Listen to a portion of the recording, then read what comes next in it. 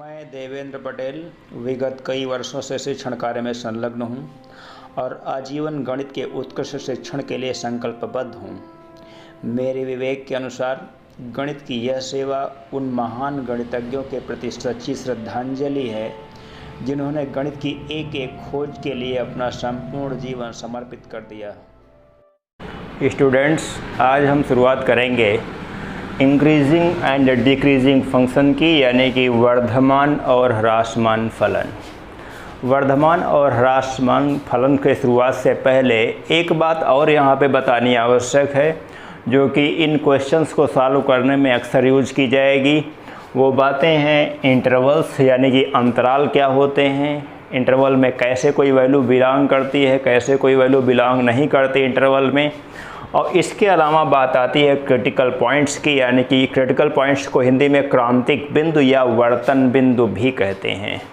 तो बहुत आराम से इसकी शुरुआत करने वाला हूँ, सब कुछ समझ में आने वाला है। कई बार विद्यार्थी शिकायत करते हैं ये टॉपिक थोड़ा सा कठिन महसूस करते हैं, तो उन सारी समस्याओं को यहाँ पर देखूँगा कि कैसे कोई विद्यार्थी को ये टॉपिक कठिन समझ में आता है। उन सारी समस्याओं को यहाँ पे दूर करने का पूरा प्रयास करूँगा और सफलता ज़रूर मिलेगी। आप कंसंट्रेशन बना के काम करेंगे, थोड़ा सा संपूर्ण चीज़ें समझ में आने वाली हैं। तो सबसे पहले मैं बात कर रहा हूँ, सबसे पहले अभी मैं वर्धमान और ह्रासमान फलन का नाम नहीं लूँगा थोड़ी देर तक, जब तक इन दोनों पॉइंट्स के बारे में डिस्कशन नहीं कर लूँगा। तो बात करूँगा सबसे पहले इंटरवल्स की, यानी कि अंतराल क्या होते हैं। जैसे अगर एक बात यहाँ पे लिखी जाए x less then 5 and greater then 2, ये बात लिखी गई है, इसको पढ़ते हैं x less then 5 and greater then 2। अगर हम इसे एक नंबर लाइन पर प्लॉट करना चाहें, नंबर लाइन का मतलब संख्या रेखा, माइनस इनफाइनाइट से प्लस इनफाइनाइट तक इसमें पॉइंट्स दिखाए जा सकते हैं। अब यहाँ पे अगर हम इस इंटरवल को शो करना चाहते हैं तो इस पे तो 0 से लेके 1 2 3 यहाँ पे इनफाइनाइट -1 -2 -3 यहाँ पे इन इनफाइनाइट पॉइंट्स को दिखाया जा सकता है। लेकिन अगर इस इंटरवल की बात की जाए x less then 5 and greater then 2 की, तो केवल 2 और 5 को ही नंबर लाइन पे रिप्रेजेंट करना हमारे लिए पर्याप्त होगा और ज़्यादा बेनिफिशियल होगा। यहाँ पे मैं 5 कंसीडर कर रहा हूँ और यहाँ पर 2 कंसीडर कर रहा हूँ। अब आपको समझना है कि x लेस दैन 5 यानी कि x का मान जो होना चाहिए वो 5 से छोटा होना चाहिए, और x ग्रेटर दैन 2 का मतलब होता है x का मान 2 से बड़ा होना चाहिए। तो इसका मतलब अगर हम नंबर लाइन पे इसको प्लॉट करेंगे तो इस प्रकार से प्लॉट करेंगे जैसे हमने यहाँ पे दिखा रखा है कि 5 पे एक 0 लगाते हैं और 2 पे 0 लगाते हैं और इसको इस प्रकार से रिप्रेजेंट करते हैं। अगर एक संख्या रेखा पे अगर इस प्रकार से कोई रिप्रेजेंटेशन दिया गया है तो इसका मतलब होता है कि वो एक ऐसा इंटरवल रिप्रेजेंट कर रहा है जहां पर 2 से बड़ी और 5 से छोटी सभी वास्तविक संख्याओं को लिया जा सकता है। एकदम स्पष्ट शब्दों में कोई समस्या नहीं होने वाली है, 100% क्लियर होने वाली बातें हैं। ठीक, अगले पॉइंट की बात कर रहा हूं मैं। अगर लिख दिया जाए x less than or equals to 5 and greater than or equals to 2, अगर मैं इसे नंबर लाइन पर प्लॉट करूंगा तो इस प्रकार से प्लॉट करूंगा। आप ध्यान दें, ये माइनस इनफाइनाइट प्लस इनफाइनाइट, यहाँ पे है 2, यहाँ पे है 5। यहाँ पे देखता हूँ कि x less than or equals to 5 यानी कि 5 या इससे छोटा। x greater than or equal to 2 का मतलब हिंदी में कहते हैं x का मान 2 या इससे बड़ा। तो इसका मतलब इस प्रकार से ये संख्या रेखा पर रिप्रेजेंटेशन दिया जाता है इसको। ये एरो लगाने का मतलब यहाँ पर देखें, एरो 2 तक बनाया गया है और एरो का लास्ट पॉइंट यहाँ पर टर्मिनल पॉइंट जो है वो 5 तक दिखाया गया है। इसका मतलब एरो से एरो तक की सारी संख्याओं को इस इंटरवल में यहाँ पे शामिल किया जा सकता है, यानी कि 2 से लेकर 5 तक की सभी वास्तविक संख्याएं इस इंटरवल में बिलोंग करती हैं। अभी इनको हमने केवल संख्या रेखा पर रिप्रेजेंटेशन आपको दिखाया है और इस कंडीशन को लिखने के अकॉर्डिंग आपको दिखाया है। अब मैं इसको बंद अंतराल और खुला अंतराल यानी कि क्लोज इंटरवल और ओपन इंटरवल की क्या कंडीशंस होती हैं उनके अकॉर्डिंग दिखाने जा रहा हूँ। इस क्वांटिटी को हम यहाँ पे लिखते हैं x बिलोंग्स टू 5, ऐसे x बिलोंग्स टू, ये ओपन इंटरवल कहा जाएगा या खुला अंतराल कहा जाएगा, टू 5। अगर इस प्रकार से ब्रैकेट लगाया गया है तो ये हमेशा ओपन इंटरवल पढ़ा जाएगा। ठीक, यहाँ पे या ये लिखें या ये लिखें या फिर इसी क्वांटिटी को हम कैसे लिख सकते हैं, x बिलोंग्स टू 5, ये क्लोज इंटरवल की बात होती है, ऐसे ये क्लोज इंटरवल कहा जाएगा। अब बातें तो वही हैं जो आप पहले समझ चुके हैं। x बिलोंग्स टू 5 का मतलब x का मान 2 से बड़ा और 5 से छोटा होना चाहिए, यानी कि 2 से बड़ी और 5 से छोटी सभी संख्याएं x की वैल्यूज़ हो सकती हैं। यहाँ पे x belongs close interval to 5 का मतलब होता है 2 से लेके 5 तक की सभी संख्याएं, सभी वास्तविक संख्याएं x के मान हो सकते हैं। इस प्रकार से इनको डिफाइन करते हैं। एक बात यहाँ पे और आती है, जैसे कभी कभी इस प्रकार से लिखा जा सकता है x less than 5 greater than or equals to 2, इस प्रकार से। इसका मतलब ये हुआ कि यहाँ पर 2 से लेकर 5 के पहले तक की सभी संख्याएं इस इंटरवल में मौजूद होंगी। अगर इसको हम नंबर लाइन में प्लॉट करेंगे तो इस प्रकार से प्लॉट करेंगे। आप ध्यान दें, नंबर लाइन वाला सिस्टम यहाँ पर दिखाया जा रहा है। ये माइनस इनफाइनाइट है, ये प्लस इनफाइनाइट है। यहाँ पे 2 रिप्रेजेंट किया गया है, यहाँ पे 5 रिप्रेजेंट किया गया है। 2 से 5 के पहले तक की संख्याओं को रिप्रेजेंट करने का तरीका इस प्रकार से आपको दिखाया गया है। ये यहाँ 5 पे 0 हमने लगा दिया है और 2 तक एरो बनाया है। इसका मतलब ये हुआ कि 2 से लेके 5 के पहले तक की सारी संख्याएं इस इंटरवल में बिलोंग करती हैं और इस इंटरवल को इसके अकॉर्डिंग यानी कि तीसरे तरीके के अकॉर्डिंग कैसे हम लोग लिख सकते हैं, आप ध्यान दें। या x बिलोंग्स टू 5, यहाँ पे 5 पे ओपन इंटरवल रहेगा और 2 पे क्लोज इंटरवल रहेगा। ये अर्ध बंद और अर्ध खुला अंतराल कहा जाता है इसे। जैसे इसे हम लोग हिंदी में क्या कहते हैं, इसे हम लोग खुला अंतराल कहते हैं, ओपन इंटरवल इंग्लिश में बोलते हैं। इसे हम लोग क्लोज इंटरवल बोलते हैं, क्लोज इंटरवल का मतलब बंद अंतराल होता है ये। और इसे हम लोग कहते हैं अर्ध खुला और अर्ध बंद अंतराल कहते हैं। ठीक है ना, तो ये सारी बातें आप स्पष्ट रूप से समझ सकते हैं।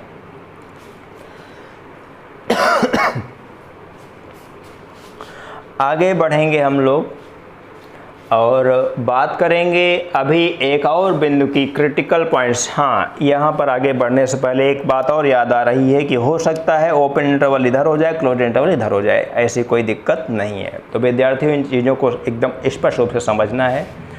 कई बार विद्यार्थियों को इन चीज़ों को समझने में समस्या आती है। हाँ, आप लोग मैथमेटिक्स में एक एक्स्ट्रा चीज़ और यहाँ पे समझ लीजिए कि मैथमेटिक्स में आमतौर पे आप लोग 3 ब्रैकेट का यूज करते हैं। 3 ब्रैकेट में से एक तो ये हो गया, दूसरा ये हो गया, और एक ब्रैकेट आप इस प्रकार से भी यूज करते हैं, ऐसे। अगर कहा जाए x बिलोंग्स इस इंटरवल के, ये इस कर्ली ब्रैकेट के अंदर अगर कोई क्वांटिटी लिखी गई है तो हमेशा कर्ली ब्रैकेट के अंदर जब भी कोई क्वांटिटीज़ लिखी जाती हैं तो हमेशा वो अलग अलग कामा के रूप में लिखी जाती हैं, जैसे 2, 5, 4, इस प्रकार से मैंने लिख दिया है। इसका मतलब x की वैल्यूज़ केवल और केवल 2, 5, 4 या 2, 4, 5 ही हो सकती हैं, इसके अलावा कुछ भी नहीं हो सकता है। अगर समझने का प्रयास करें, अगर x बिलोंग्स टू 5 लिख लिया जाए ये कर्ली ब्रैकेट के अंदर यानी कि मंझले कोष्ठक के भीतर, तो x की वैल्यूज़ यहाँ पर केवल और केवल 2 होंगी, यानी कि 2 और 5। x belongs open interval to 5 का मतलब होता है 2 से बड़ी 5 से छोटी अनंत संख्याएं इसमें आ जाती हैं। आप जानते हैं अनंत संख्याएं होते हैं कि नहीं भी, 2 वास्तविक संख्याओं के मध्य 2 अनंत वास्तविक संख्याएं होती हैं। इन चीज़ों को, बहुत छोटी बातें हैं, इनको बता चुका हूँ पहले से ही। इसका मतलब होता है x belongs to 5 close interval का मतलब होता है कि 2 से 5 तक की अनंत संख्याएं इस इंटरवल के अंतर्गत आती हैं। लेकिन इस इंटरवल की जब बात आती है तो यहाँ पर केवल 2 और 5 ही x के मान हो सकते हैं। तो अभी तक इतनी बातों की चर्चा आपने किया है। आगे बात करूँगा क्रिटिकल पॉइंट्स की। क्रिटिकल पॉइंट्स का मतलब होता है हिंदी में तो क्रांतिक बिंदु या वर्तन बिंदु कहा जाता है। और इसको समझने का तरीका ये है कि जब कोई भी फलन अपने क्राइटेरिया को बदलता है, क्रिटिकल पॉइंट्स का मतलब जब कोई भी फलन अपने क्राइटेरिया को बदलता है, क्राइटेरिया का तात्पर्य यहाँ पे है वो निगेटिव से पॉजिटिव या पॉजिटिव से निगेटिव होता है, तो उन बिंदुओं को हम लोग क्रिटिकल पॉइंट्स कहते हैं, क्रांतिक बिंदु कहते हैं या वर्तन बिंदु के नाम से जाना जाता है। जैसे एक फंक्शन अभी मैं यहाँ पे जैसे लिख रहा हूँ f(x) इक्वल्स टू x-2 और x-3। आप ध्यान दें इसके वर्तन बिंदु यानी कि क्रिटिकल पॉइंट्स कैसे कैलकुलेट किए जाते हैं। ये बातें विद्यार्थियों को बहुत अच्छी तरीके से समझना है। मैं फिर से कह रहा हूँ कि वीडियो जब आप देखा करें स्टूडेंट्स, तो वीडियो को क्रमबद्ध रूप से देखें और वीडियो को बढ़ा के ना देखें। ये आपकी पढ़ाई का मसला है। पढ़ाई से अलावा दुनिया में कोई भी इतनी महत्वपूर्ण बात नहीं हो सकती है जितने की पढ़ाई। तो पढ़ाई के लिए आप अपना संपूर्ण 100% देना चाहिए आपको। ये समाज की एक विरूपता इस समय चल रही है कि लोग पढ़ाई को नज़रअंदाज करके बाकी चीज़ों पर ज़्यादा फोकस करने लगे हैं। ये स्थिति खतरनाक स्थिति हो सकती है आने वाले समय के लिए। ना तो अच्छे अध्यापक मिल रहे हैं, ना तो अच्छे लोग मिल रहे हैं, ना तो अच्छे वकील मिल रहे हैं, ना तो अच्छे इंजीनियर मिल रहे हैं, ना तो अच्छे डॉक्टर मिल रहे हैं। इसका कारण एक ही है कि लोग पढ़ाई को दोयम दर्जे की चीज़ समझते हैं, पढ़ाई को ज़बरदस्ती थोपने वाली एक चीज़ समझते हैं। पढ़ाई कोई ज़बरदस्ती थोपने वाली चीज़ नहीं होती है। विद्यार्थी को स्वयं से 5-7 सालों के बाद ऐसा एक माहौल बनाना चाहिए कि विद्यार्थी के जीवन में पढ़ाई से महत्वपूर्ण कोई चीज़ नहीं है। एक समय होता है पढ़ाई को हासिल करने का। विद्यार्थी उसके बाद किसी भी क्षेत्र में अपने भविष्य को आजमाए, चाहे वो कोई व्यवसाय करे, चाहे वो कोई पढ़ाई लिखाई के क्षेत्र में जाए यानी कि अध्यापन क्षेत्र में जाए, चाहे वो किसी अन्य व्यवसाय में जाए, लेकिन पढ़ाई का हर जगह एक अपना अलग महत्व होता है। तो इस वजह से पढ़ाई को दोयम दर्जे की चीज़ ना समझ के आप इसको प्राइमरी स्टेज की चीज़ समझें और सबसे ज़्यादा प्राथमिकता आपको इसी चीज़ पे देनी है। तो मैं इसी वजह से फिर से कह रहा हूँ कि चीज़ों को समझने में अगर विद्यार्थियों को समस्या आती तो इसका मतलब वो लोग गंभीरता से कोई चीज़ सीखना नहीं चाहते हैं। सबसे बड़ी समस्या यही है, सोच वाली उनकी। तो मैं इस सोच को यहाँ पे ख़त्म करना चाहता हूँ आपकी, और मैं पूरा अपना 100% देता हूँ यहाँ पे, यूट्यूब पे भी और क्लास में भी। कोई समस्या नहीं होने वाली है। बस आप सीखने की क्षमता अपने अंदर, सीखने के लिए दिमाग में एक माइंड सेट करें बस। तो बढ़ाना चाहता हूँ यहाँ पे f(x) इक्वल टू ये x-2 x-3, यानी कि ये एक प्रकार से 2 फैक्टर के रूप में एक फंक्शन दिया गया है। यहाँ पे क्रिटिकल पॉइंट्स की जानकारी के लिए इस पार्ट को हम लोग 0 के बराबर कंसीडर करेंगे तो x की वैल्यू 2 आएगी, और अगर इस पार्ट को हम 0 के बराबर कंसीडर करेंगे तो x इक्वल टू 3 आएगा। इसका मतलब ये हुआ कि x इक्वल टू 2 और x इक्वल टू 3 इस फंक्शन f(x) के क्रिटिकल पॉइंट्स यानी कि क्रांतिक बिंदु कहे जाते हैं। और क्रांतिक बिंदुओं के आधार पर मैंने अभी आपसे कहा था कि ये क्रांतिक बिंदु ऐसे बिंदु होते हैं जहाँ पर फंक्शन अपने क्राइटेरिया को बदलता है, यानी कि नेगेटिव से पॉजिटिव और पॉजिटिव से नेगेटिव की ओर जाता है। तो आइए दिखाता हूँ। सबसे पहला काम यह है कि इस नंबर लाइन पे क्रिटिकल पॉइंट्स को रिप्रेजेंट किया जाए, यानी कि ये 2 है और ये 3 है, इस प्रकार से। अब मैं देख रहा हूँ यहाँ पर इस वैल्यू को कंसीडर कीजिए केवल, बस इसको ध्यान में रखिए कि अगर यहाँ पर 3 से बड़ा मान लेंगे, 3 से बड़ा मान का मतलब 4, 5, 6 कुछ भी कंसीडर कर सकते हैं x की वैल्यू। अगर 3 से बड़ा मान x की जगह पर रिप्लेस करेंगे तो क्या मिलेगा, ये पॉजिटिव मिलेगा या नेगेटिव मिलेगा, केवल एक बात समझने का प्रयास करें। अगर 3 से बड़ा मान 4 कंसीडर कर रहा हूँ तो 4 - 2 यानी कि पॉजिटिव मिला, 4 - 3 यानी कि पॉजिटिव मिला। यानी कि 3 से बड़े सभी मानों के लिए ये फंक्शन क्या होगा, हमेशा पॉजिटिव होगा। यानी कि ये इधर से इधर तक का पूरा हिस्सा क्या कहा जाएगा, ये पॉजिटिव रीजन कहा जाएगा, धनात्मक क्षेत्र कहा जाएगा। उसके बाद आप 2 से 3 की कोई वैल्यू लें, 2 से बड़ी और 3 से छोटी कोई भी वैल्यू कंसीडर करें। मैं 2.5 ले रहा हूँ यहाँ पे, x = 2.5 ले रहा हूँ, कुछ भी आप ले सकते हैं, मैंने 2.5 ले रखा है फिलहाल। Implies that f 2.5 equals to ये 2.5 - 2 इंटू, यानी कि दूसरे ब्रैकेट में 2.5 - 3, यहाँ पे आ रहा है ये 0.5, मल्टीप्लिकेशन में आ रहा है -0.5 इक्वल्स टू ये आ गया नेगेटिव का 0.25। आप देखें कि जब आपने x की वैल्यू 3 से छोटी ली, 2 से बड़ी ली, तो यहाँ पर fx की वैल्यू क्या आ रही है, निगेटिव आ रही है। यानी कि इस इंटरवल के लिए 2 से 3 के बीच के लिए निगेटिव हो गए। उसके बाद अगर कोई मान आप 2 से छोटा लेंगे, कोई मान अगर 2 से छोटा लें, 2 से छोटा का मतलब 1 या फिर 0 या फिर -1 -2 कुछ भी आप कंसीडर करेंगे, तो आप वैल्यू यहाँ पे सब्स्टिट्यूट करके देखेंगे, आप देखेंगे कि यहाँ पे फिर से पॉजिटिव रीजन मिलेगा। यानी कि -∞ से लेके 2 के पहले तक की सारी वैल्यूज़ के लिए ये फंक्शन जो fx होगा, ये फंक्शन यहाँ पे क्या काम करेगा, ये पॉजिटिव रीजन का काम करेगा। तो इस प्रकार से ये क्रिटिकल पॉइंट्स को आपने समझने का प्रयास किया है। एक बार फिर से बताता हूँ कि एक रीजन चेक करने के बाद कैलकुलेशन के जरिए हम केवल कोई एक रीजन ही चेक करते हैं। एक एग्जाम्पल यहाँ पे और देना चाहते हैं, थोड़ी सी जगह को यहाँ पे बनाना चाहते हैं। बात करेंगे यहाँ से अगले एग्जाम्पल की। पहला एग्जाम्पल हमने क्रिटिकल पॉइंट्स के लिए ये एग्जाम्पल आपको दे रखा है। मैं दूसरे एग्जाम्पल को यहाँ पे देना चाहता हूँ क्रिटिकल पॉइंट्स को समझने के लिए। अगर हम एक वैल्यू ले लें fx इक्वल्स टू, यहाँ पे ले लें x + 1 और x - 2। यहाँ पर समझने का प्रयास करें कि इस फंक्शन fx के क्रिटिकल पॉइंट्स कितने हैं, या फिर एक काम और कर सकते हैं, x - 3 भी हमने ले लिया है,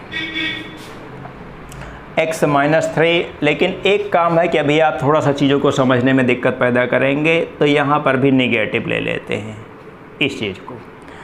अब x - 1, x - 2 और x - 3 fx के ये 3 पार्ट्स यानी कि 3 फैक्टर हो गए हैं।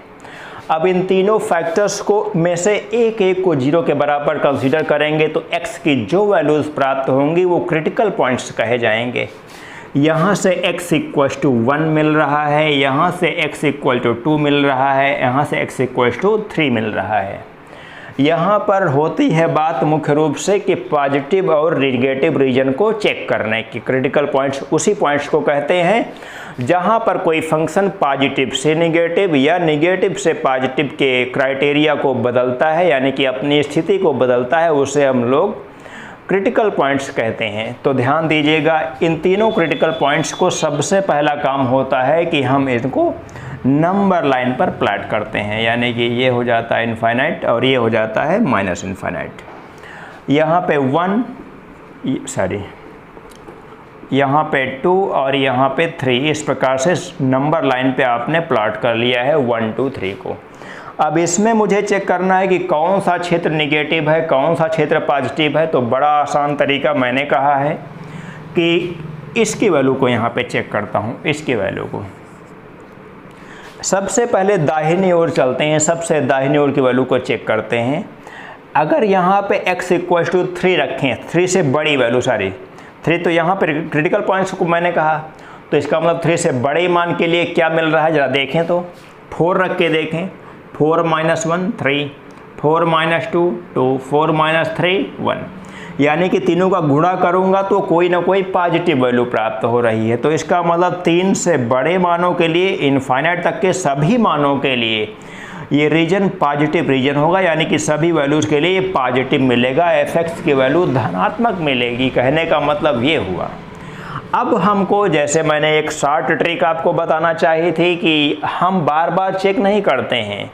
अगर इस प्रकार का इंटरवल है तो बस कुछ नहीं करना है, सीधे सीधे अब अल्टरनेटिंग सिस्टम में पॉजिटिव और निगेटिव रीजन यहाँ पे मतलब क्लियर किया जाता है, कन्फर्म किया जाता है। ये पॉजिटिव है, ये निगेटिव हो जाएगा 2 से बड़ा 3 से छोटे के लिए, 1 से बड़े और 2 से छोटे मान के लिए फिर से पॉजिटिव, फिर 1 से छोटे मान के लिए फिर से ये निगेटिव बन जाता है। ऐसी कोई समस्या नहीं होगी। कई बार कुछ किताबों में इसको इस प्रकार से दिया जाता है, ऐसे ये पॉजिटिव को ऊपर दिखा दिया जाता है, निगेटिव को नीचे दिखा दिया जाता है, फिर से ऐसे। तो फिलहाल इस ग्राफ को बताने से बहुत ज़्यादा कोई मतलब नहीं है यहाँ पर, बस पॉजिटिव और निगेटिव से ही मतलब होता है, उससे कोई मतलब नहीं। आप कंफ्यूज बिल्कुल ना हो, क्योंकि हम ग्राफ का यूज बिल्कुल नहीं करना चाहते हैं यहाँ पर, आपको कंफ्यूज बिल्कुल नहीं करना चाहते हैं। बस आपको केवल पॉजिटिव और नेगेटिव ही चेक करना होता है क्रिटिकल पॉइंट्स के माध्यम से, और क्रिटिकल पॉइंट्स निकाले कैसे जाते हैं, इन सारी चीज़ों को 1 बाय 1 यहाँ पे आपने देख लिया है। अब मैं सीधे आपके टॉपिक पे आने वाला हूँ। टॉपिक की शुरुआत करूँगा इंक्रीजिंग एंड डिक्रीजिंग फंक्शंस की। शुरुआत करेंगे इंक्रीजिंग और डिक्रीजिंग फंक्शंस की। तो सबसे पहले इसकी शुरुआत के लिए आपको हम 4 ग्राफ के माध्यम से इंक्रीजिंग और डिक्रीजिंग फंक्शन के बारे में पहचानना बताएंगे कि कोई भी ग्राफ इंक्रीजिंग है या डिक्रीजिंग है, या फिर एक बात और यहाँ पे सामने आएगी आपके strictly increasing and strictly decreasing, यानी कि निरंतर वर्धमान और निरंतर ह्रासमान की बातें भी आएंगी। तो इन सारी बातों को पहले मैं पहचानना बताऊंगा कि ग्राफ के अकॉर्डिंग आप इनको पहचान कैसे सकते हैं कि कौन सा फंक्शन किस चीज़ के लिए यहाँ पे बनाया गया है। उसके बाद तब फिर क्वेश्चंस को सॉल्व करने का तरीका 2 अलग अलग थ्योरम के माध्यम से आपको बताऊंगा। तो ध्यान दीजिएगा, ये यहाँ पे हम 4 ग्राफ आपके सामने बना रहे हैं।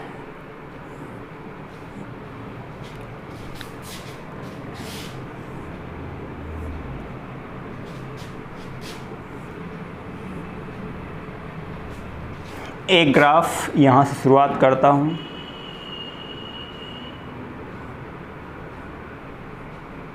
ऐसे इस इंटरवल में आप देखें, सबसे पहली बात तो ये देखें कि अगर हम ये फंक्शन का एक ग्राफ बनाया गया है, फलन का रेखा चित्र बनाया गया है। ये इस रेखा पर चित्र पर आप देखें कि बाईं ओर से दाईं ओर चलने पर आप क्या देखें कि x अक्ष के सापेक्ष, यानी कि रिस्पेक्ट टू एक्स एक्सिस, यहाँ पर ऊंचाई जो है कि वो बढ़ती जा रही है। पहले ऊंचाई इतनी थी, उसके बाद अंतिम स्टेप पे ऊंचाई इतनी बढ़ चुकी है, यानी कि एक्स अक्ष के सापेक्ष इस ग्राफ की ऊंचाई बाईं ओर से दाईं ओर चलने पर बढ़ रही है। तो इसका मतलब ये फंक्शन जो है कि ये इंक्रीजिंग फंक्शन कहा जाता है। आप देखें कि यहाँ पर जो ऊंचाई है वो इतनी है केवल, और यहाँ पे ऊंचाई जो है कि काफ़ी ज़्यादा हो चुकी है। बाईं ओर से दाईं ओर जाने पर ऊंचाई अगर बढ़ती है तो क्या होता है, ये इंक्रीजिंग फंक्शन। लेकिन आप देखें ये जो ऊंचाई बढ़ रही है स्टेप बाय स्टेप बढ़ रही है, स्टेप बाय स्टेप। एक स्टेप यहाँ से इस स्टेप को आप देखें तो इस यहाँ से लेके यहाँ तक एक्स एक्सिस के सापेक्ष जो है कि इसकी ऊंचाई में कोई कम और ज़्यादा कुछ नहीं हुआ है, कांस्टेंट है ये ऊंचाई यहाँ पे। लेकिन इस स्टेप के बाद अगले स्टेप पे जब हम जा रहे हैं तो क्या देख रहे हैं, ऊंचाई बढ़ने की ओर अग्रसर है, यानी कि ऊंचाई यहाँ पे कम है, फिर और बढ़ी, फिर और बढ़ी, इस प्रकार से, यानी कि इस स्टेप से ऊंचाई क्या है, बढ़ रही है। अगले स्टेप में फिर से ऊंचाई को कांस्टेंट कर दिया गया, यानी कि जो भी यहाँ पे है वही यहाँ पे है, वही यहाँ पे, वही यहाँ पे, हर जगह वही ऊंचाई है। तो ये फंक्शन स्टेप बाय स्टेप ऊपर की ओर बढ़ रहा है, यानी कि इसकी ऊंचाई बढ़ रही है लेकिन स्टेप बाय स्टेप बढ़ रही है। अगर हम इसी प्रकार का दूसरा फंक्शन यहाँ पे कंसीडर करें इस प्रकार से,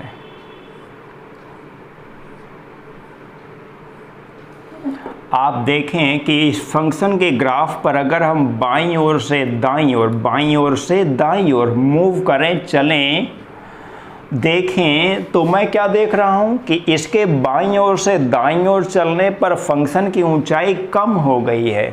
पहले यहाँ पे ऊंचाई इतनी थी, उसके बाद कम होते होते इस प्रकार से ऊंचाई पहुंच गई है। तो इसका मतलब ये फंक्शन डिक्रीजिंग फंक्शन होता है। हम डिक्रीजिंग फंक्शन को अगर डिफ़ाइन करेंगे तो इसी प्रकार से डिफ़ाइन करेंगे। यदि किसी फलन के ग्राफ पर बाईं ओर से दाईं ओर चलने पर x अक्ष के सापेक्ष उसकी ऊंचाई घटती जाती है तो इसे ह्रासमान फलन कहते हैं, डिक्रीजिंग फंक्शन कहते हैं। इस प्रकार से आप देखें यहाँ भी स्टेप बाय स्टेप हम लोग नीचे आ रहे हैं। स्टेप बाय स्टेप का मतलब इस स्टेप पे आप देखें कांस्टेंट है, इस स्टेप में फिर से हम नीचे आ रहे हैं, फिर इस स्टेप पे कांस्टेंट है। कांस्टेंट का मतलब यहाँ से यहाँ से यहाँ से सब जगहों से x अक्ष के सापेक्ष ऊंचाई समान है। और उसके बाद इस स्टेप पे फिर से आप देखें कि इस स्टेप पे फिर से ऊंचाई कम हो रही है, यानी कि यहाँ पे कम, यहाँ पे फिर और कम, फिर और कम, और इस स्टेप पे कम हो गई। इसके बाद फिर से आगे यहाँ तक के लिए आप देखें कि ऊंचाई कांस्टेंट है, ये देख लीजिए। फिर से यहाँ पे ऊंचाई कम हो रही है इस स्टेप पे। तो स्टेप बाय स्टेप फंक्शन जो है कि डाउनवर्ड पोजीशन में है, यानी कि नीचे की पोजीशन में है, अर्थात x अक्ष के सापेक्ष उसकी ऊंचाई कम होती जा रही है। तो इसे हम लोग क्या कहने वाले हैं? डिक्रीजिंग फंक्शन कहेंगे, डिक्रीजिंग फंक्शन कहा जाएगा। इसके अलावा अभी आपने इंक्रीजिंग और डिक्रीजिंग फंक्शन को पूर्ण रूप से समझ लिया है कि ग्राफ अगर बना है तो कैसे पहचाना जा सकता है। मैं यहाँ पर एक ग्राफ इस प्रकार से बना रहा हूँ। आप देखें कि फंक्शन के फलन के ग्राफ का मतलब रेखा चित्र पर बाईं ओर से दाईं ओर चलते हैं तो ग्राफ की ऊंचाई लगातार एक रेखीय गति से आगे बढ़ती है। जब लगातार एक रेखीय गति से आगे बढ़ती तो इसका मतलब ये फंक्शन निरंतर वर्धमान कहा जाएगा, यानी कि स्ट्रिक्टली इंक्रीजिंग कहा जाएगा। ये स्ट्रिक्टली इंक्रीजिंग फंक्शन कहा जाएगा। इसी प्रकार से अगर एक रेखीय गति से, यानी कि सीधे इस पोजीशन में अगर कोई फंक्शन के ग्राफ पर बाईं ओर से दाईं ओर चलते हैं, बाईं ओर से दाईं ओर देख रहे हैं, बाईं ओर से दाईं ओर चलने पर ग्राफ की ऊंचाई लगातार घटती जाए तो इसे हम लोग क्या कहेंगे? डिक्रीजिंग, स्ट्रिक्टली डिक्रीजिंग फंक्शन कहा जाएगा। आपने ग्राफ के माध्यम से समझ लिया है कि कोई फंक्शन इंक्रीजिंग या स्ट्रिक्टली इंक्रीजिंग, इसके अलावा डिक्रीजिंग या फिर स्ट्रिक्टली डिक्रीजिंग के पोजीशन पे कैसे काम करता है, इसको आप ग्राफ पे पहचान सकते हैं। कभी कोई समस्या आपको होने वाली नहीं है। मैं क्वेश्चन को सॉल्व करने के लिए आपको मैथमेटिकल फार्मूले की ओर लेके चलूँगा, लेकिन एक छोटी सी बात और यहाँ पे बताना चाहता हूँ। जैसे अगर इस फंक्शन की बात करने वाले हैं हम, ये ऐसे, तो इस फंक्शन पे अगर आप बात करेंगे तो आप देखें कि यहाँ पर जो है कि ये फंक्शन कुछ इंटरवल में इंक्रीजिंग है, कुछ इंटरवल में डिक्रीजिंग है। जैसे अगर यहाँ से लेके यहाँ तक की बात करें तो इस स्टेप पे फंक्शन क्या हो रहा है? इस स्टेप पे फंक्शन ऊपर की पोजीशन में जा रहा है, यानी कि ये x एक्सिस है, तो इसके अकॉर्डिंग फंक्शन की ऊंचाई लगातार बढ़ती जा रही है। लेकिन उसके बाद जैसे आप यहाँ से यहाँ आते हैं तो इस स्टेप पे फंक्शन क्या है? फंक्शन की ऊंचाई लगातार कम होती जा रही है। तो इसका मतलब ये आप देख रहे हैं कि ये साइन फंक्शन का ग्राफ मैंने बताया है आपको। तो साइन फंक्शन का जो ग्राफ होता है वो ग्राफ पूरा का पूरा ग्राफ रियल नंबर्स के लिए ना तो इंक्रीजिंग और ना डिक्रीजिंग कहा जा सकता है।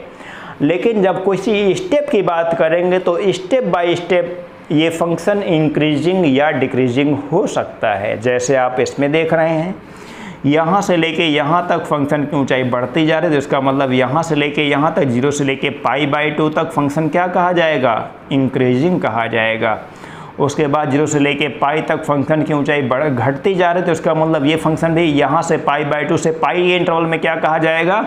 डिक्रीजिंग कहा जाएगा। इसी प्रकार से आगे के स्टेप्स को भी आप समझ सकते हैं बहुत अच्छी तरीके से। बात करेंगे हम लोग क्वेश्चंस की, क्वेश्चंस को कैसे सॉल्व करेंगे, हम इंक्रीजिंग और डिक्रीजिंग के फंक्शंस को कैसे सॉल्व करेंगे यहाँ पे। तो इसके पहले मैं 2 थ्योरम के माध्यम से आपको विधिवत तरीके से समझाना चाहता हूँ। मैं इस पॉइंट पे इतनी डिस्टेंस को यहाँ से यहाँ तक x1 कंसीडर कर रहा हूँ, ये ओरिजिन है, इतनी दूरी को x1 कंसीडर किया गया है और इतनी दूरी को हम यहाँ पे x2 कंसीडर कर रहे हैं, ठीक। और जब देखें कि ये फंक्शन तो y बराबर fx है, ये तो आप जानते हैं अच्छी तरह से। तो इसका मतलब इस पॉइंट पे ये दूरी कितनी हो जाएगी, इस डिस्टेंस को हम क्या कहेंगे, fx1 कहेंगे और क्या कहेंगे। और ये जो दूरी हो जाएगी यहाँ से लेके यहाँ तक की, ये दूरी कही जाएगी fx2। कहने का मतलब इस पॉइंट को अगर मैं निर्देशांक के रूप में आपको समझाऊं, चूँकि विद्यार्थी कई बार पहली बार पढ़ते तो चीज़ों को समझने में थोड़ी दिक्कत आती है, तो कोई ऐसा आवश्यक बात नहीं है कि एक बार समझने से सारी चीज़ें आपके समझ में आ ही जाएं। इतने बड़े विद्वान तो सभी विद्यार्थी होते नहीं हैं। तो इसके लिए वीडियो को बार बार देखने का प्रयास किया करें। क्लास है तो क्लास में दिक्कतें आती हैं ऐसे स्टेप्स पे, क्योंकि अध्यापक की भाषा बार बार आप नहीं सुन पाते हैं। लेकिन अब आपके लिए ये फ़ायदा हो गया है कि वीडियो के माध्यम से आप लगातार उसे बार बार करके दोहरा के सुन सकते हैं, तो चीज़ों को क्लियर कर सकते हैं और अच्छी तरीके से। तो आप समझने का प्रयास करें कि अगर हम इस पॉइंट को यहाँ पर निर्देशांक के रूप में लिखूँगा और इसको a मान लिया जाए, तो इसको मैं लिखूँगा x2, fx2। बिल्कुल सही है, ये x2 ये दूरी होती है और fx2 y पर चली गई दूरी है। बिल्कुल अच्छा है, कोई ऐसी समझ में नहीं, कोई ऐसी समस्या नहीं है यहाँ पे। यहाँ पे देखें कि x1 कम था, x2 ज़्यादा था। x1 less than x2 implies that fx1 का मतलब ये ऊंचाई, fx2 का मतलब ये ऊंचाई, fx1 less than fx2। जब ये कंडीशन आती है तो इसका मतलब क्या होता है कि आप देख रहे हैं इस फंक्शन को कैसा फंक्शन बताया गया था, इंक्रीजिंग फंक्शन बताया गया था। इसका मतलब ये यहाँ पे एक नोट पॉइंट हो जाएगा हमारे पास नंबर 1। यदि x1 less than x2 this imply fx1 less than fx2, तो कैसा फंक्शन बना, तो इंक्रीजिंग फंक्शन बन गया। इसके अलावा अगर आप दूसरे फंक्शन के ग्राफ की ओर जाएं, ये जो फंक्शन का ग्राफ आपके सामने है, यहाँ पर देखें, अगर मैं इस दूरी को यहाँ पर x1 नाम दे दिया जाए, यानी कि इसकी x1 डिस्टेंस नाम दिया जाए, तो जाहिर सी बात है कि ये जो हाइट होगी, ऊंचाई होगी, इसका नाम fx1 हो जाएगा। इसी प्रकार से अगर हम इस डिस्टेंस को यहाँ पे कंसीडर करें, तो यहाँ से यहाँ तक के दूरी को अगर हम x2 कंसीडर करें, तो इस हाइट को fx2 कंसीडर किया जाएगा, क्योंकि ये फंक्शन का नाम मैंने क्या दिया गया है, fx नाम दिया है इस फंक्शन का। यहाँ पर आप देखें x1 इतनी दूरी है, x2 इतनी दूरी है, यानी कि x1 लेस दैन x2। ये 2 नंबर मैं यहाँ पे बात कर रहा हूँ, 1 नंबर यहाँ पे लिखा गया है। अगर x1 का मान x2 से छोटा है, implies that fx1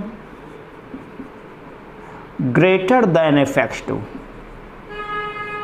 fx1 greater than fx2 का मतलब आप देख रहे हैं, खुद ही आपके सामने है कि ये फंक्शन इतना ऊंचाई थी यहाँ पे ऊंचाई कम हो गई, यानी कि fx1 ग्रेटर दैन fx2 की कंडीशन है। जब ये कंडीशन होती है तो ये ग्राफ आपको किस चीज़ का बताया गया था, डिक्रीजिंग फंक्शन का ग्राफ बताया गया था। लिखूँगा यदि इतना इतना इतना, तो क्या होता है, ये डिक्रीजिंग फंक्शन हो जाता है। तो ऐसी कोई समस्या नहीं है। आप ये प्राइमरी स्टेज पे अभी आप इंक्रीजिंग और डिक्रीजिंग फंक्शन को चेक करने का तरीका बिल्कुल आसान तरीके से समझ चुके हैं, कोई प्रॉब्लम नहीं होगी आपको यहाँ पे। ये तो एक प्रकार से 2 थ्योरम हो गई हैं। इस 2 थ्योरम समझ लिए पूरा डिराइव हो गई हैं दोनों थ्योरम्स। आगे 3 और 4 थ्योरम आने वाली हैं। यहाँ पे तीसरा पॉइंट लिखने वाला हूँ, f' ग्रेटर दैन 0। अगर f' greater than r equal to 0 कर देता हूँ, f' greater than r equal to 0 की कंडीशन होती है for all x belongs AB। x belongs A B. चूँकि आपको बताना चाहता हूँ कि जो भी फंक्शन इंक्रीजिंग या डिक्रीजिंग होते हैं तो वो किसी इंटरवल में हमेशा इंक्रीजिंग या डिक्रीजिंग माने जाते हैं, किसी विशेष अंतराल में बात की जाती है। तो अगर x बिलोंग्स ए बी के लिए f dash x greater than or equal to 0 होता है तो फलन यहाँ पे क्या हो जाता है, तो फलन इंक्रीजिंग होगा। चौथा पॉइंट आता है f dash x less than or equal to 0 for all का मतलब सभी x के लिए। x अगर किसी विशेष इंटरवल ए बी में बिलोंग करते हैं तो ये फंक्शन क्या कहा जाएगा, यहाँ पर अगर less than or equal to की कंडीशन है तो यहाँ पर क्लोज्ड इंटरवल आना चाहिए। आप इस बात को पहले से समझ चुके हैं, आज की वीडियो में ही ये सारी बातों को बता चुका हूँ मैं पहले से। तो इस इंटरवल के लिए अगर ये कंडीशन हो रही है तो फंक्शन क्या कहा जाएगा, डिक्रीजिंग फंक्शन कहा जाएगा, यानी कि लेस देन 0 का मतलब अगर निगेटिव हो रहा है। इन दोनों थ्योरम्स के डेरिवेशन आपकी बुक में अवेलेबल हैं और बहुत आसान तरीके से समझाया गया है। वहाँ से विद्यार्थी इन थ्योरम्स को अच्छी तरीके से समझ सकते हैं। दिक्कत आती है तो आप कमेंट बॉक्स में बताएं। मैं विशेष परेशानी वाले बिंदु जो हैं आपके क्वेश्चंस पे आपको बहुत अच्छी पकड़ बनवाने वाला हूँ, तो ऐसी कोई समस्या नहीं होने वाली है। और यहाँ पर एक बात और लिखना चाहता हूँ, ये 5 और 6 नंबर पे 5 और 6 नंबर, यदि f डैश x अगर ग्रेटर देन 0 है, यानी कि इक्वल टू 0 जहाँ पे हो गया वहाँ पे केवल फंक्शन इंक्रीजिंग हो गया, यानी कि वो कहीं स्टेप बाय स्टेप फंक्शन की बात की जा रही है, यानी कि इन फंक्शंस की बात की जा रही है। अगर f dash x greater then 0 हो गया तो ये स्ट्रिक्टली इंक्रीजिंग की बात कही जा रही है, इसका मतलब स्ट्रिक्टली इंक्रीजिंग फंक्शन होगा तब। और यदि ये छठवीं कंडीशन आ रही है f dash x less then 0 तो फंक्शन क्या कहा जाएगा यहाँ पे, तो स्ट्रिक्टली डिक्रीजिंग फंक्शन कहा जाएगा। अगर ये लेस देन 0 है तो स्ट्रिक्टली डिक्रीजिंग कहा जाएगा। इक्वल टू 0 का मतलब इस स्टेप पे f डैश x 0 के बराबर है। आप देखें, चूँकि फिर मैथमेटिक्स के कॉन्सेप्ट समझने में समझाने में बड़ा मज़ा आता है, आपको बताना चाहता हूँ। यही फंडामेंटल जिन लोगों का कंप्लीट होता है उनको आगे की पढ़ाई के लिए बड़ा ही कोई समस्या नहीं होती है, बड़ा मज़ा आता है।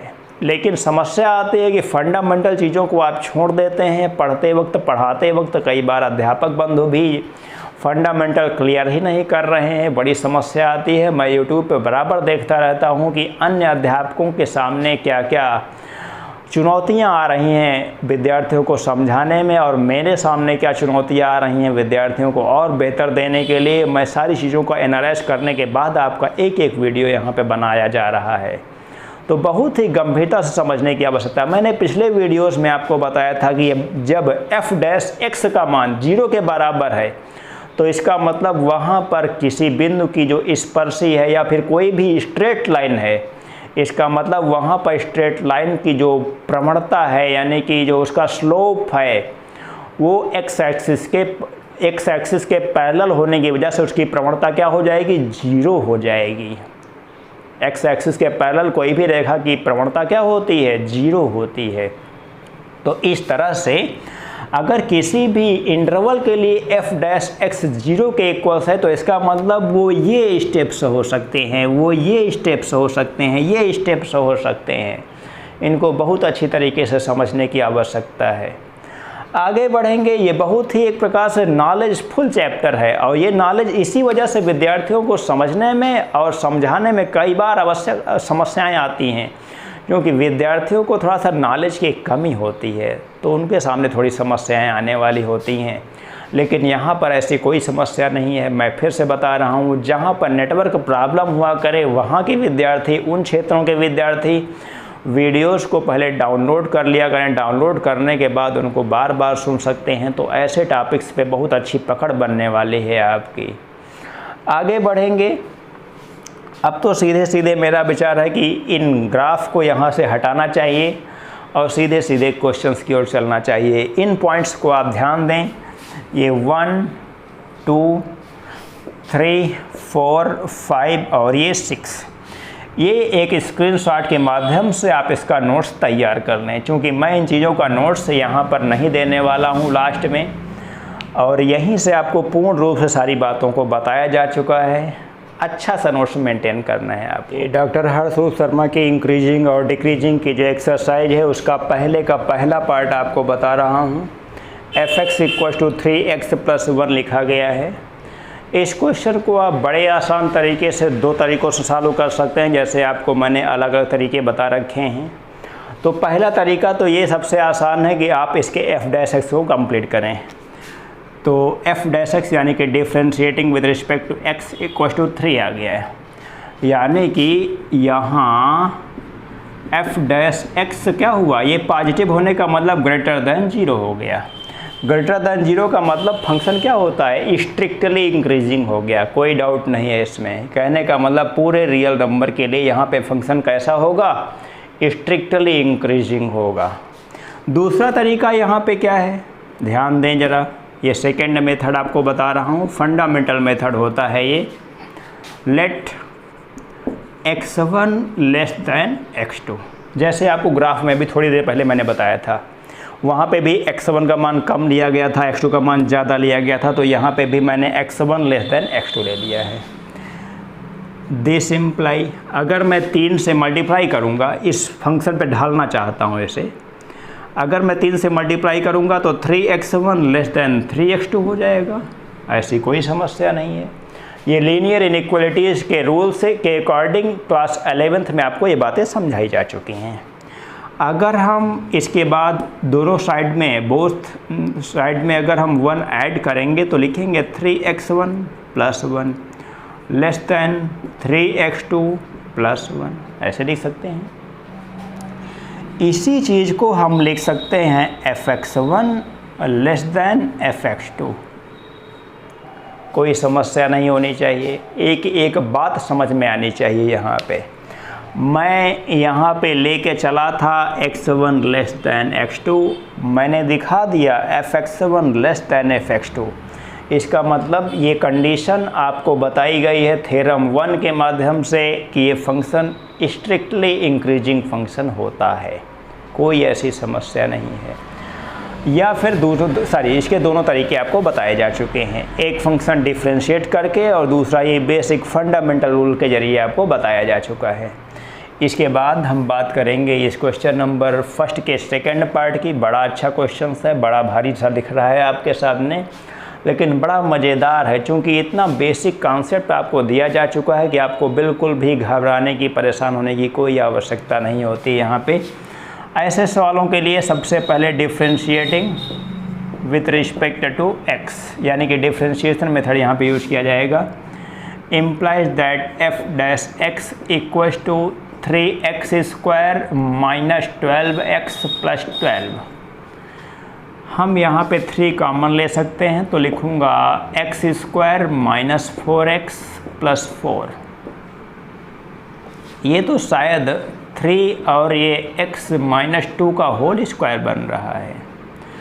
अब x - 2 का होल स्क्वायर, किसी भी क्वांटिटी का जो होल स्क्वायर होता है वो कभी निगेटिव तो हो नहीं सकता है, वो 0 हो सकता है या तो पॉजिटिव हो सकता है। समझने का प्रयास करें, मैं बार बार बता रहा हूँ, होल स्क्वायर की जो क्वांटिटी होती है वो कभी निगेटिव नहीं हो सकती है। क्या x - 2 का होल स्क्वायर कभी निगेटिव होता है? कभी नहीं होता है, हमेशा ये पॉजिटिव होता है, कोई समस्या नहीं होती कभी आपके पास। तो इस तरह से ये जो फंक्शन बना आपके लिए, वो कैसा फंक्शन बना, किसी भी x के किसी भी वास्तविक मान के लिए कैसा फंक्शन बना, ये ऑलवेज पॉजिटिव और 0, यानी कि ये लिखेंगे यहाँ पर for all x belongs real number f' greater than और इक्वल टू 0। अब जब ये कंडीशन आपको कब बताई गई, इसका मतलब फंक्शन क्या हो जाएगा, अतः फलन इंक्रीजिंग होगा। जब ये 0 की कंडीशन ना हो तब स्ट्रिक्टली इंक्रीजिंग हो सकता था। फिलहाल ये फंक्शन क्या होगा, इंक्रीजिंग होगा। मैं विद्यार्थियों को यहाँ पर जागरूक करना चाहता हूँ आपकी आंसर शीट से कि कई बार क्लास में पढ़ाने के दौरान विद्यार्थी आंसर शीट से आंसर मिलाते हैं और समस्या आते थोड़ी बहुत थोड़ी बहुत मिसमैचिंग होती है, कहाँ पे इंटरवल में मिसमैचिंग होती है, तो यहाँ पर ऐसी समस्या बिल्कुल नहीं है। मैं जो लिखूँगा वही आपको 100% सही मानना पड़ेगा यहाँ पे, चूँकि बुक में कई बार चीज़ें मिसप्रिंट हो जाती हैं तो समस्या आती है समझने में। यहाँ पर मैं एक एक बात को आपको बहुत अच्छे तरीके से बता रहा हूँ। तो इस तरह से ये फंक्शन इंक्रीजिंग हो जाएगा। आप क्वेश्चन नंबर 1 का थर्ड पार्ट यहाँ पे देखने वाले हैं। fx = x³ - 3x² + 4x। यहाँ पे समझने का प्रयास करेंगे। सबसे पहले इस फंक्शन को इंक्रीजिंग या डिक्रीजिंग चेक करने के लिए सबसे पहला काम डिफ्रेंशिएट करते हैं। Differentiating with respect to x implies that f' x = हो जाएगा ये 3x² - x², थोड़ा सा बड़ा लिख रहा हूँ, -6x + 4।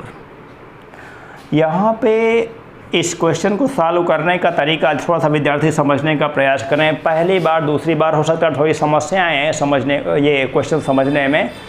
उसके बाद क्वेश्चन के अकॉर्डिंग आप समझ सकते हैं कि हमको यहाँ पे किन स्टेप्स का यूज करना है। कोई दिक्कत होने वाली बात कभी नहीं होगी, सब बिल्कुल आसान से प्रश्न है आपके यहाँ। इसको लिखा जा सकता है 3x² - 6x + 3 + 1 अलग कर दिया मैंने। अब इतने पार्ट को मैंने 3 यहाँ पे कॉमन लेके लिखा है। ये हो जाएगा x² - 2x + 1 और +1 अलग से यहाँ पे बना हुआ है = 3, और ये हो जाएगा x - 1 होल स्क्वायर + 1।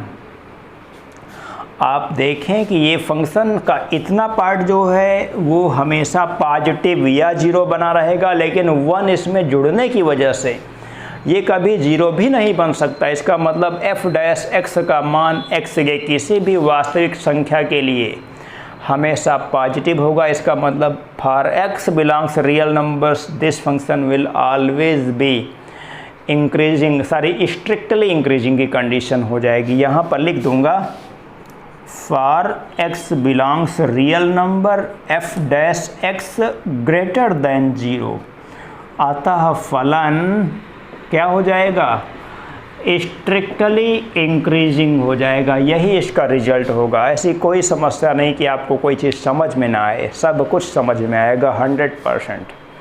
एक क्वेश्चन और आगे यहाँ पे आ रहा है। ये क्वेश्चन नंबर 1 का 4th पार्ट है। सबसे पहला काम यहाँ पे भी मैं फंक्शन को डिफ्रेंशिएट कर देता हूँ। Differentiating with respect to x, f' = 1 cos x का डिफ्रेंशिएशन -sin x हो गया।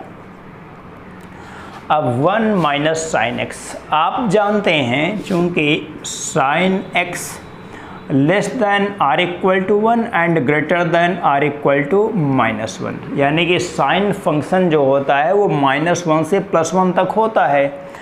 अब अगर हम 1 से ध्यान दें, यहाँ पे आपको समझाने वाला तरीका बता रहा हूँ। 1 -1 से +1, अगर 1 से इस इंटरवल की वैल्यू को अगर सब्ट्रैक्ट किया जाएगा तो क्या कभी ये निगेटिव बनेगा? कभी नहीं निगेटिव बनेगा। ये पॉजिटिव होगा या 0 हो सकता है। जब पॉजिटिव या 0 होता है तो इसका मतलब ये फंक्शन क्या होगा, पूरे रियल नंबर्स के लिए इंक्रीजिंग हो जाएगा। Therefore function will be increasing. इसको स्ट्रिक्टली इंक्रीजिंग इस वजह से नहीं कह रहा हूँ चूँकि यहाँ पर अगर हम 1 वैल्यू सब्स्टिट्यूट करेंगे साइन फंक्शन की तो ये वैल्यू 0 दे देगा। इस वजह से मैंने पॉजिटिव या 0 लिखा है और यहाँ पर फंक्शन विल बी इंक्रीजिंग केवल लिखा है, स्ट्रिक्टली इंक्रीजिंग यहाँ पे नहीं लिखा है। आप आंसर शीट पे आप भरोसा नहीं करेंगे, परेशान नहीं होंगे। यहाँ पे कॉन्सेप्ट समझने के ऊपर आप ध्यान दें। इस वीडियो को यहीं पे समाप्त करूँगा। अगले वीडियो में आपको आगे के क्वेश्चंस पे डिस्कशन करने वाला हूँ। धन्यवाद।